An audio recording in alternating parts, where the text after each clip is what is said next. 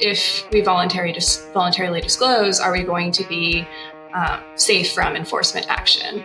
And the response was, well, not necessarily, especially if there are aggravating factors, and we may know information about you that you don't know. Before we get started with the show, here's a quick word from our sponsor, Global Training Center.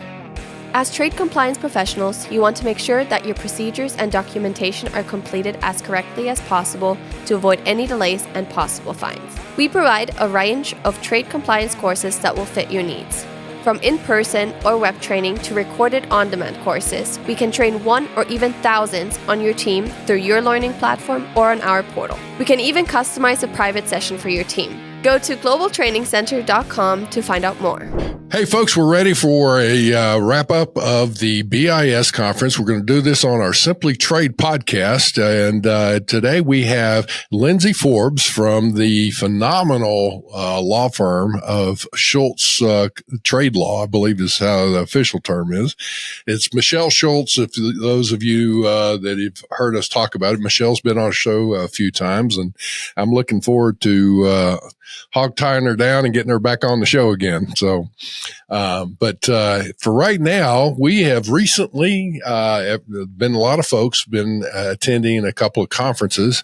One in particular is the BIS conference, which was, if I'm Lindsay, help me out here. Was it in Philadelphia?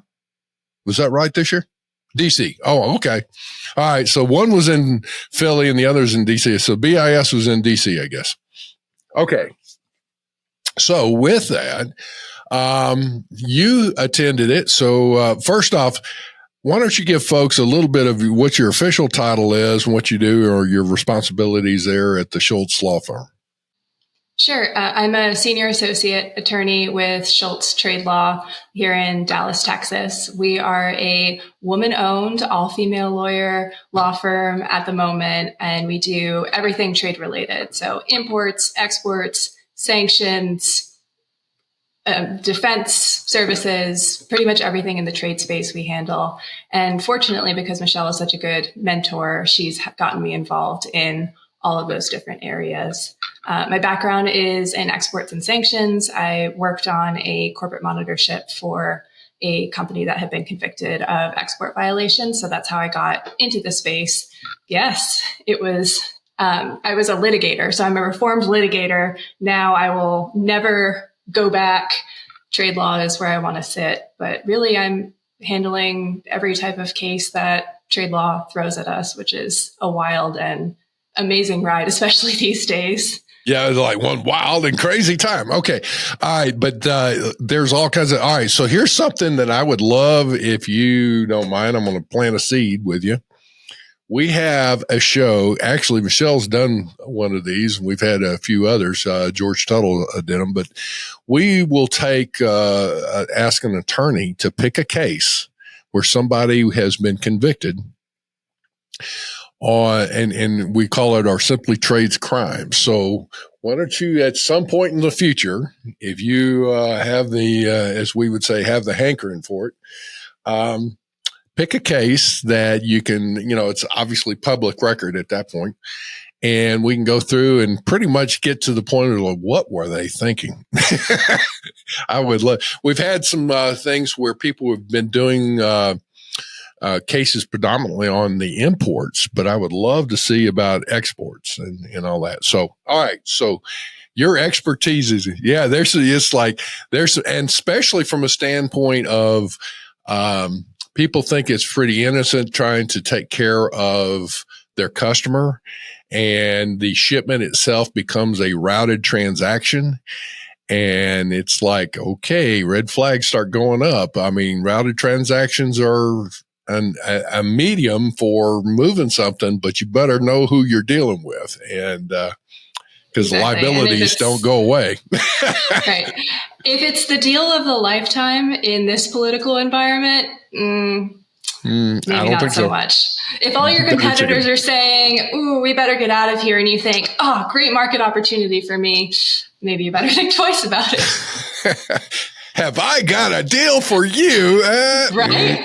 Red flags. We won this amazing contract. Oh yeah, red flag. It's just 3-day event. I had some keynote speakers. Anything in particular that came up that, as far as the speakers, that was either surprising or very important to take note of here?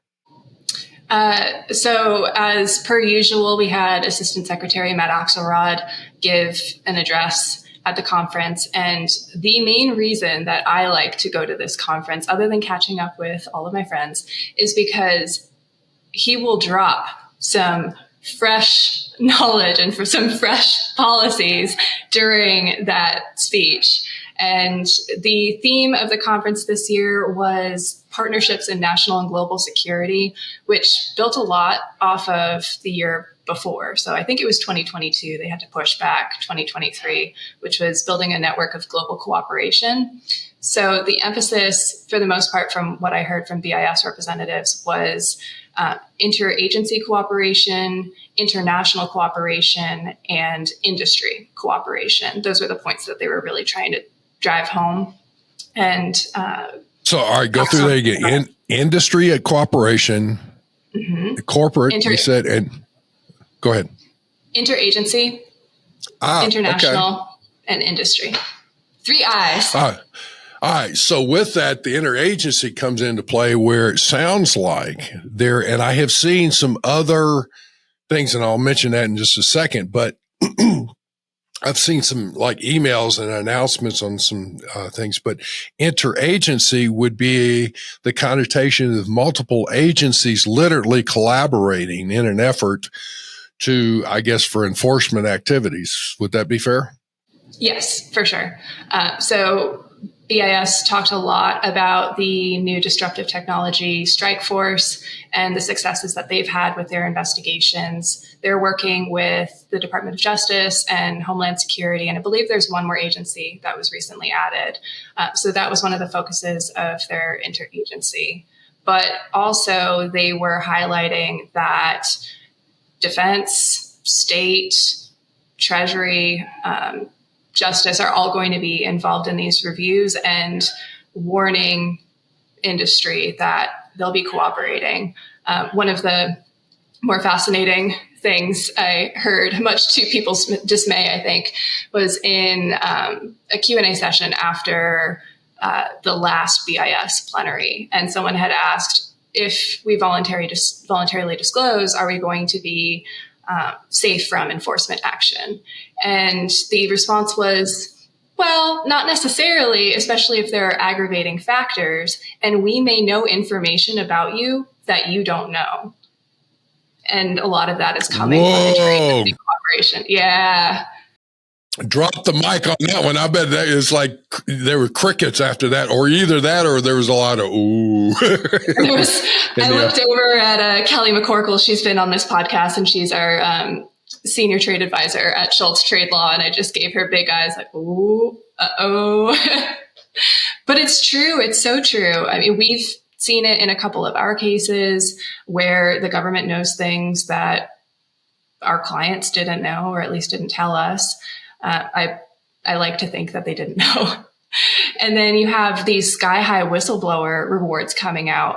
The OFAC whistleblower rewards, I can't even remember, but it's a pretty decent chunk if the recovery is over $1 million. So you have all these potential sources of information from government agencies and from your internal people, and the encouragement from BIS of companies to rat each other out. There are so many sources of information that are flowing into the government. And it was you better watch out. We're the government. We're here to help, but yeah, right. You better watch out. Yeah, it's like whenever that says, it's like, grab your wallet and look over your back. Okay. All that to say then with this, the key though is as we're talking through doing international trade, and if you are exporting commodities, selling goods around the world, the key that you've got to look at here is just make sure you're crossing the T's and dotting the I's. And if you're doing that, pretty much you're going to be in good shape. Well, part of the crossing of the T's and dotting of the I's would be, I would have to think, is vetting who are you doing business with, whether they're a supplier whether they're a customer, whether they're a distributor, third party scenario there, or whatever, is there have been so many additions to the restricted parties and denied party screening list, if you will, that it would be smart to have multiple screenings, because all of that happens so quickly. Is that, sometimes the carriers are doing it. I know express carriers are doing it. Freight forwarders and brokers should be doing it. But even yourself having that incorporated, that to me would be one of the first, I guess, things you need to consider when you're doing business, just to see what you're dealing with as far as your customer base, running names through, your databases, like your accounts, payable, accounts receivable type entities and all that.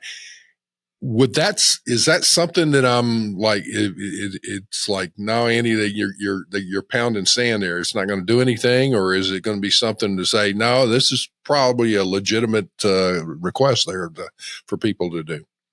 Oh, absolutely.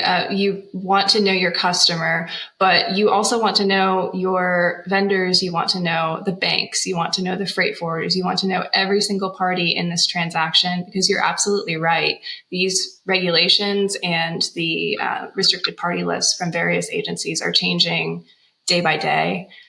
It's best practice for companies to have automated screening processes, and that's cost prohibitive for a lot of entities. But on the flip side, for example, the consolidated screening list that has the OFAC list, BIS, et cetera, that updates every morning at 5 a.m. Eastern, I think. So if you're not pulling that list and screening all of your business partners every day, then you're at a really high risk of ending up in a situation you don't want to be in. So it's definitely hugely important. And then one of the hot knowledge surprises that we got from BIS is that the Office of Anti-Boycott Compliance has been maintaining a list of people who have made boycott requests. I think last year they changed the form where you have to not only identify the country where the boycott request came from, but also who did it. And for now, they've been keeping it a secret, but they just dropped the list and named and shamed everybody. So we've got let's back up a minute here before we go any further. Why don't you explain that a little bit? Some folks are talking about it as, are you doing that in the States? You doing that around, or what?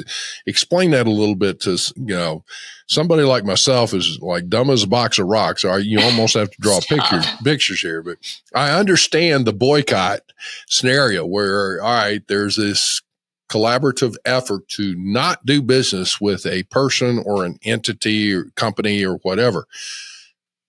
How is that in relation to the U.S. government and what you're just talking about? Sure. So in the export administration context, anti-boycott is referring to U.S. people being prohibited from complying with boycotts that the U.S. doesn't agree with. So the largest example of this is boycotts of Israel. And predominantly you see these issues coming from companies in the Middle East, but we were told at Update that we're now seeing a lot of it coming from Malaysia and other manufacturing economies that are manufacturing goods on behalf of some of these other countries. So if you receive a request, and that request can come in any form, it can be an email, it can be contract language, anything at all, really, to comply with an unsanctioned boycott. Let's say, for example, someone says, you need to promise me that you aren't going to send me any goods that were manufactured in Israel. You need to report that to the Office of Anti-Boycott Compliance at BIS. Otherwise, you can get in significant trouble. Even if you don't comply, you have to report the request. And now OFAC is requiring you to name and shame the request. So historically, where you could have said, oh, my customer in Bahrain requested that I include contract language saying we won't ship these goods to Israel or we won't purchase goods from Israel. You only had to say Bahrain, I think I said, or whatever the country was. Now you have to say who did it. And the Office of Anti-Boycott Compliance has been sitting on that list, and they just decided to drop it. So now it's public who has made these requests. Well, here's a question that would be curious to me, would be on that list, although I'm not sure you could even answer this, but it's like for those that have been reported as trying to push for some kind of a boycott, again, like you said, of Israel or other countries or other issues, would come down as like, are any of those on the restricted or denied party screening? I would imagine there is some overlap. I haven't done the comparison between the lists to see. I think for the most part, though, it's going to be people who aren't restricted parties, because typically, if you're doing your transaction compliance checkpoints correctly, you're not going to be transacting with a restricted party to begin with.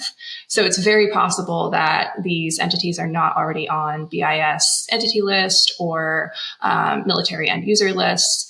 They've been cleared from that standpoint. It's when it comes to the contract negotiation or the quotation phase or letter of credit issues that this will pop up. So I can't say for certain, but my gut feeling is there's probably a little bit of overlap, but for the most part, maybe not. All right. Well, with that, let me just stop for a second. Folks, to our listeners here, is that a key point of action that came out of this discussion here with Lindsay about what was mentioned during the BIS is, how to deal with, boycott request. And the only way you're going to get that's really going to come to your senior executive levels. That's going to come to your front line. So with that, that's something that you probably need to make a concerted effort. Action, hear what I'm saying. Your action point here is you probably need to do a recurrency training and do it quickly on these types of things. So that's one that to put on there, how to handle, what is considered a boycott request and what should you do with it, and who within your company and your bureaucracy that you want to set up within your company, how should those things be handled? All right, Lindsay. So that's a big one right there. It seems kind of small. It's a big one, but that's a big one. It's really, it's going to be hard on those companies that were named too, because they may not have known that they were going to be on this list. And now all of a sudden there are subsidiaries of US companies, which is awkward to say the least. And BIS didn't say specifically, you can't do business with these people, but it was enough of a hint of maybe you should think twice. So there are really significant reputational and commercial consequences for either making these requests or for missing that they even happened. Government's going to be sharing data that is gathered from you, from your shipments, from your, the companies, whatever. I would have to say, interagency. So you're looking at customs, you're looking at, the State Department. I'm sure you're looking at, different OFAC. You just talked about the anti-boycott. What about the IRS? Oh, they didn't mention the IRS specifically, but I don't see why not. Right? I don't see why not. It's under the veil. We're the government. We can do whatever we want and share information, right. Whether, Right. And then, publicly available information too. All of the regulators and enforcement agencies have access to Google. So they social find a lot media, of their information that way. Whatever. Yes. Yep. News releases. They did highlight that they find a lot of their information from publicly available sites. Actually, one of the most interesting things that I learned about the investigations process is that for Chinese companies specifically, often you want to have a Mandarin speaker or someone who can at least read and understand the language look at the Chinese webpage, because BIS said that the English-facing page and the Chinese-facing page will say different things sometimes. So the language will be tailored on the English side to look like it's compliant, but on the Chinese side, it'll illuminate more about potential ties with military, promotion of the civil military fusion policy, that sort of stuff. So I thought that was fascinating. Interesting. There's a lot to this as we're getting into it, and most people would think, as far as dealing with export, if you are selling product, you also need to make sure you may be selling to a domestic customer, which is great. But then there's also the issue, what are you doing with my product? Because you want to make sure that your terms of sale, and I say terms in this, I'm not talking payment terms, is that the sale is conditional that these goods stay in the U.S. or these goods will not be sent to some nefarious country or whatever, or be used in some kind of nefarious use, whatever. Is that pretty fair based on what you're seeing here?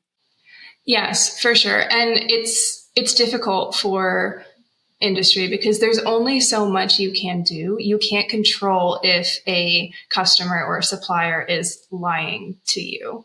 But the government is expecting, with the wealth of information that's publicly available, social media, news, websites, data analytics software. I don't want to name any to promote them, but there are softwares out there that will show you relationships among different parties. And then even Google Maps, looking at the map. If that information is out there, they're going to expect you to know it, even if it isn't part of your practice, to look at it. Another thing would be IP addresses from emails. I typically, when I receive an email, my first thought isn't, I should go check the IP address that this came from to make sure that's not in a prohibited destination. But that's the level that the government is looking at industry to comply with. You're saying is that the IT department is very rarely contacted in a proactive manner on, dealing with things with supply chain and sourcing and those kinds of things. But yet, in what we're talking about here is there are some things that the IT department can do and would do in their firewalls and different things as far as messages coming in, that it can check to see where those IP addresses are and flag them, whatever, and put them and contain them, or at least flag them from receiving an email from somebody, and that may not necessarily be illegal, but you need to have it flagged to say you need to be, extra cautious here on what's going on. Right. This customer says that they're located in Slovakia, but they're pinging a IP address that's in Russia. Or they say that they're in Saudi Arabia, but they're pinging a location that's in Iran. Now, a lot of ne'er-do-wells are going to have the forethought to use a VPN, but still you want to be checking that. And you mentioned IT. IT has a huge role in trade compliance, making sure that servers are secure, restricting access to control technology, if you have control technology, making sure those servers are hosted in the US, figuring out who has access to what.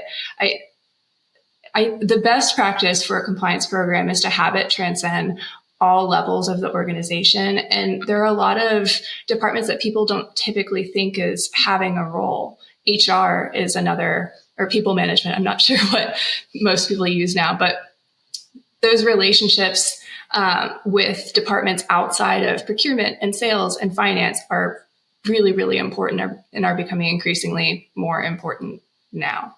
One of the things that would be smart, some companies have done this, and the question is how effective they are, lends itself to the participants and what issues they bring up and how they coordinate all that. And that is putting together, some call it a trade council, some call it a supply chain council, some call it, a transportation council, something like that.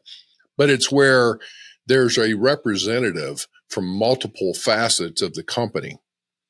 And you start talking over issues. Case in point, hey, we're going to talk a little bit about the Red Sea situation and where the Houthis out of Yemen are attacking cargo ships. does that affect us? And let's go through and deal with it. Any suppliers in the Middle East or any customers or any whatever. And you talk through the issues, and most people, oh, that doesn't bother us. And then somebody else goes, oh, well, wait a minute. No, we have so-and-so that has a secondary company that goes in there, or whatever the case may be. And so I would think that this would be one of those. IT needs to be represented as well. And as you get through it. So, okay. So with the collaboration of the government and whatever, anything else that came out of the BIS conference speeches and sessions? All sorts of stuff. The other three issues that Assistant Secretary Axelrod talked about, new policy developments, are publishing new freight forwarder guidance for best practices, which I think is going to be helpful. And in the context of our discussion earlier about anti-boycott compliance, BIS is going hard on anti-boycott enforcement, and they will be issuing penalties. So this new guidance includes anti-boycott compliance advice for freight forwarders, which is great. Because, they may not necessarily be thinking, oh, I need to be worrying about this provision of the export regulations. They also published a new Don't Let This Happen to You, which is everybody's favorite document from BIS, I think. That's the one that I'm going to get Michelle on the show with, and we're going to go into a little bit more minutia on that one. So, all right, yeah. So that's good. And then the last one is BIS said that they've been sending red flag letters to companies when their business partners have been flagged as illegally diverting goods to Russia or to other sanctioned destinations, but primarily Russia. And now they said that they're going to be starting to send publicly available resources and information that they've found to the original manufacturers saying, hey, these particular companies are of concern to us for diversion. You should be careful and really, really think very hard about whether you want your products to end up there. So it's not a prohibition on you can't do business with them, but in their red flag letters that they're sending, they're now asking people to voluntarily stop shipments. So it's like a very personal, don't let this happen to you red flags guidance sent directly to your mailbox. Well, and to that point, let me say that one of the indicators that if you're trying to transact business, and so we've not gotten into the anti-boycott scenario there, but the other question that should raise a red flag is you're thinking, okay, this is going to, some country in Europe or wherever. Okay, fine. But if somebody then goes in and says, okay, in the sale of this, we don't want to use US dollars in the transaction. We want to use the Chinese Yuan or the, something else, even Russian rubles or whatever it is. That right there ought to be a red flag going, okay, somebody's trying to circumvent the Western countries' banking sanctions and things of that nature. The BRICS initiative with Brazil, Russia, India, China, and I believe Saudi Arabia even. Even some of those countries are allies with the U.S. They're trying to move away from using the U.S. dollar on international transactions. That right there tells you, let me look at this and consider, and maybe I need to raise this issue up the chain. Is this, hey, it's a good sale. It's a great, business situation. Is it too good to be true? I don't know. Yeah, it depends on your customer and your situation, of course. Some transactions, it's going to make perfect sense for you to transact in euros, for example. But if someone's asking you to transact in Chinese renminbi, so RMB, not the yuan, I saw an article come out recently that there are very few legitimate transactions done in RMB outside of China, and most of them are with Iran. So if you've got RMB in there, you want to take a closer look, for sure. That's something else that, again, IT department can come into play. Everybody can have their best intentions. You've got your processes, but you could put in edits and flags and things of that nature in your systems so that, let's say, a sales order, a purchase order, or a customer order goes through and it starts doing the frequency, the currency, and you start selecting that. You may want the transaction to move through your company, but it raises a flag for somebody to say, hey, I need to see some oversight of this. And it flags it automatically because you want to see what happens in this versus if you just stop it at the beginning. Yeah, you avoid some things, but there may be other issues that are going on. If I were an executive, I would want to know, hey, red flag it, let the right people have oversight of this. You can always stop it before, well, they have to approve it before it goes on further. The point being, talk to me. What's the liability? Who are we dealing with? Yes, it's a legitimate deal. Maybe I need to reach out to the State Department on this one or whomever. We have the sale transaction. This was the request. It looks innocent. Do you know something we don't? And I think the government would greatly appreciate that. Yes, and I believe the shareholders of the entity you work for would also greatly appreciate it. Yeah, I mean, training across departments is really important. Again, you can't just have a compliance manual that's only tailored to your people who are doing your imports and your exports because they're not involved in all stages of the process. Finance may be the only one who's truly looking at a letter of credit that might have boycott language in it or a strange currency or a different bank attached to it than was being told to your commercial team, right? You just don't know. And it's hard to get, especially smaller companies, to buy into that because it's expensive. Compliance is expensive, but BIS's Axelrod's big thing was we want front-end compliance, and if you don't have front-end compliance, we're going to have back-end enforcement. Is that people have many times traditionally waited till there was a problem, and then you're like the pooper scooper at the end of a parade, and it's like, you know what? I want to feed the beast, not clean up after it, because if you don't do it right, you're going to get it on the back end, and it'll cost you more. So, okay, all that to say, what else as far as your thoughts and impressions here? Very similar to last year, it was very clear that the U.S. government agencies involved in trade are coming down hard against Russia and coming down hard against PRC. So there were separate sessions on China-specific updates and Russia-specific updates, but it's very clear that this is still these are still two priority areas of regulation for the United States right now, which makes sense. We heard that licenses to these destinations are probably going to take longer than they have historically because they're getting caught up in this interagency review. The Department of Defense in particular has said that they're going through a lot of this stuff with a fine-tooth comb to make sure that there's no technology or products that are going to people that shouldn't be. So Russia and China, big focus right now. China, especially in the semiconductor context. These semiconductor sessions were the only warm rooms in this entire conference because there were people stacked in there. So many that there needed to be overflow rooms for semiconductors.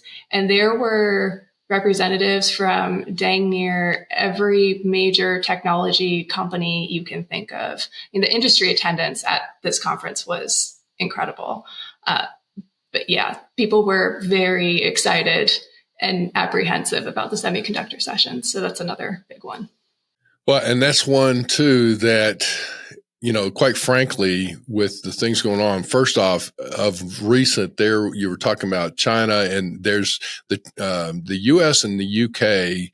had, it was published that they had launched, made some arrests. They made some accusations and issued warrants and a few other things regarding a China cyber espionage situation. and it has involved millions and millions of people and companies and whatnot. And it has to do with, tapping into emails, systems and phone records and, financial transactions and all kinds of stuff. So with that, I can see where that would become a key concern. Then you add on top of that this scenario here with, again, where are your goods going? One of the things that Michelle mentioned, so I'm going to give you the opportunity here, Lindsay, is that if I'm doing business and now I have an international customer or I'm buying something internationally and having it brought in, but especially if I'm selling it and whatnot, there are clauses Michelle made mention of, so you got to make sure that's in your contract. Still doesn't guarantee everything, but it at least helps protect you. So can you elaborate maybe a little bit of what along that line that falls in line with this, the issues you went into BIS? Is that something that should be, you can protect yourself? You could try. So my philosophy is you always want to identify the 4 Ps and have them covered in your transaction, which are person, product, place, purpose. So you want to know your customer. You want to know where it's going. You want to know, and especially in the semiconductor and advanced computing sector, what it is. What is the technology? What is the level of control? Who can it go to? Who can it go to? And then the purpose, because we're seeing increased additions of military end users and facilitators of prohibited military end uses being added to BIS MEU list, sanctions lists. So you want to make sure you cover all of those. And those will include things like destination control statements in your quotes, your invoices, whatever you can slap that thing on, however much notice you can give to your business partner that we comply with U.S. export control law and sanctions and FCPA, we expect you to as well, giving them all of the notice and opportunity. Because if the government ever comes asking, you can say, look, we told them in all of our documents, we sent them an end use certification, for example. Even if you don't require it from the regulations, just having them sign a document saying, here's who we are, here's what the product is, here's how we're going to use it, and here's where it's going to go, or we promise, cross our heart, hope to die, that these products are not going to end up places that they shouldn't be going. And that's really all you can do from a transaction perspective. You can't control the actions of people who want to break the law, people who want to go against our foreign policy and economic and national security objectives. They will find a way. BIS emphasized that right now we're trying to focus on slowing it down. Well, I guess as we're looking at this, the other would be, again, reviewing this with your management team as they are then the responsibility to make sure they are doing the things and reviews with their front line. Who's doing what, transacting that may come across pretty innocent, but something doesn't quite add up, and there you go. So, okay. So, any other kinds of things here? We've been talking about this for a while. I guess we probably need to start looking at trying to wrap this up a little bit. But yeah, I'm telling you what, Lindsay, much to cover. So much to cover. And I think, there are going to be even more updates after the election, no matter which way it goes. Things are going to change. They're going to continue changing. I can only imagine what 2025 update is going to look like. BIS has published a lot of their statements and their policies on their website. So if people are interested in new developments from them, they can go there. In fact, much to the frustration of all of us, one of the responses to a lot of our questions about what's going to happen is keep an eye out on our website. We'll let you know. So that's a good resource to look at. Well, is this, would that be like bis.gov? Yes. Yeah. So specifically their press releases. I know, for example, that they just issued new semiconductor comments and corrections, which are of very much interest to people in that space. I don't think that made it out into their press release documents, but they have a email blast system. So does Treasury, that you can sign up for and get notifications about when they make changes. Okay. Lindsay, I will say that we probably need to make sure that we get you back on, because there's a lot more we could probably zero in and narrow this down. Based on what I'm hearing, again, kind of recapping, is from BIS, obviously the scenario of the government agencies, the exchange, interdependency of each other on what's going on for enforcement, the international collaboration with probably other customs and probably government agencies, and they're going to be exchanging information, hence your data situation. Your internal things that you should be looking at, crossing the T's and dotting the I's, make sure you are doing the vetting of your customers, of your suppliers, of your current customers that you think, maybe they've popped up on the list and you don't know about it, and have multiple things there. Doing some recurrency training with folks, talking about the anti-boycott type requests and what does that mean and how do you incorporate that in. Folks, if you've got a company and you're doing business, let's say in Arkansas or Mississippi or down in Alabama or somewhere in some small little town, and you're doing some business, you may not think that somebody is reaching out to you in a nefarious manner, but hey, you're trying to get the business, you're trying to do something, and next thing you know, wham. As well as big companies and big corporations, your idea is to serve that customer, do everything you can. And yet at the same time, the intent is good by the front line. The oversight, management-wise, you guys folks need to be talking about this and whatnot. Anything else as far as actions that people need to be taken?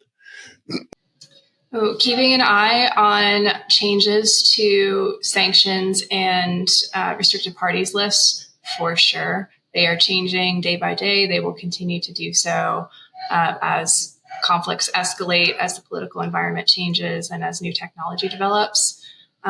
We can expect some more regulations. BIS previewed a new potential license exception that might be coming out. What about as far as if I want to keep up to date with things? You just mentioned the BIS website. Obviously, I know that the Schultz Trade Law Firm does post out some things. There's a lot of people posting things. But in particular, would you recommend it as far as, if you're in a particular industry, to reach out to some type of trade association that would be in your industry? Would that be a good way to keep up with this and let them do the work on? Absolutely. Yes, industry partnerships, even compliance-related and import and export communities that do conferences and such. There are wealth of resources of people in the business that just want to help. Talking to your business partners is a good one too, especially since they're potentially going to get rewarded for ratting you out. So maybe you all want to make sure that you're on the same page about what you're doing in terms of compliance and how best to address common issues that you have. The news is a good one because it'll help you anticipate changes that are going to happen. And of course, if you ever need help beyond your capability or find yourself in hot water, it's self-serving, right? But we always recommend reaching out to trade counsel or a consultant to help you get out of that. These types of issues are not the things that you need to, navigate the law on your own. When you start getting into situations like that, don't be penny wise and pound foolish here. Reach out to an appropriate expert as you're going through that. So, well, Lindsay, I greatly appreciate you coming on and giving us a recap of BIS and the conference there. It sounds like it was well attended. Do you have any idea how many were there? I can't remember the exact number, but because this was the first year since COVID, it was packed. They were sold out. Every room was full. Lots of people. Well, folks, I will say that if there's anything that in particular comes up and you have a question, please reach out to us, send us an email, send us a message or something. and we can get you, we'll follow up. We'll get you the answers because we'll do some more of this. We're going to have some panel discussions. Folks, we'll just get with you and follow up to other shows. But for now, you have a great day. Thank you for having me. Thank you very much for joining us. Simply Trade is brought to you by the generous contributions of Global Training Center. You can follow the show and GTC on LinkedIn or Twitter and other social networks. Make sure you check out the show notes in the description for a full rundown of today's show with all the important links. Also, make sure that you share this with a friend and subscribe on your favorite streaming platform. We really like hearing from you. If you enjoyed the show, make sure to rate and review wherever you listen to this podcast. If you or someone you know would like to be a guest on the show or would like to sponsor Simply Trade or suggest any topic you would like for us to discuss, please contact us via email at simplytrade@globaltrainingcenter.com, or you can DM us on Twitter at simplytradepod. Thank you again for the privilege of your time. Happy trading. Simply Trade is not a law firm or an advisor. The topics and discussions conducted by Simply Trade hosts and guests should not be considered and is not intended to substitute legal advice. You should seek appropriate counsel for your own situations. These conversations and information are directed towards listeners in the United States for informational, educational, and entertainment purposes only and should not be substituted for legal advice. No listener or viewer of this podcast should act or refrain from acting on the basis of information on this podcast without first seeking legal advice from counsel. Information on this podcast may not be up to date depending on the time of publishing and the time of viewership. The content of this posting is provided as is. No representations are made that the content is error-free. The views expressed in or through this podcast are those of the individual speakers, not those of their respective employers or Global Training Center as a whole. All liability with respect to actions taken or not taken based on the contents of this podcast are hereby expressly disclaimed.